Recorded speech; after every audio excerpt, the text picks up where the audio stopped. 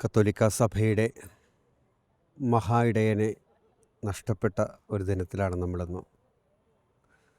സമാധാനത്തിൻ്റെ പ്രവാചകൻ എന്ന പേരിലാണ് കൂടുതലായിട്ട് അദ്ദേഹം അറിയപ്പെടുന്നത്.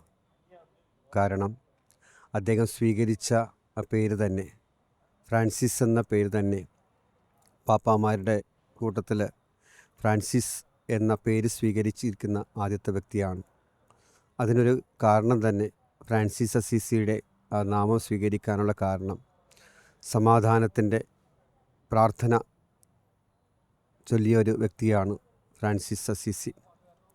അതുപോലെ തന്നെ അതേ ജീവിത മാതൃക തന്നെ പാവങ്ങളോടും ജീവജാലങ്ങളോടൊക്കെ സ്നേഹമുണ്ടായിരുന്ന, പ്രകൃതിയെ സ്നേഹിച്ചിരുന്ന, പാവങ്ങളെ സ്നേഹിച്ചിരുന്ന ഒരു വ്യക്തിയാണ് ഫ്രാൻസിസ് പാപ്പ.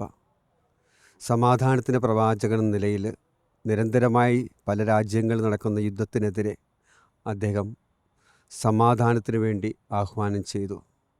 അവസാന സന്ദേശം പോലും സമാധാനത്തിന് വേണ്ടിയുള്ളത് തന്നെയായിരുന്നു. ലോകത്തിന് സമാധാനം നൽകുക, നമ്മളിലൂടെ എത്ര പേർക്ക് മനുഷ്യർക്ക് സമാധാനം കൊടുക്കാൻ സാധിക്കും എന്ന രീതിയിൽ അദ്ദേഹം എല്ലാ മനുഷ്യരോടും ആഹ്വാനം ചെയ്തത്, എല്ലാ രാജ്യങ്ങളോടും ആഹ്വാനം ചെയ്തത് സമാധാനത്തിൻ്റെ ദൂതന്മാരാകുവാൻ വേണ്ടിയാണ്.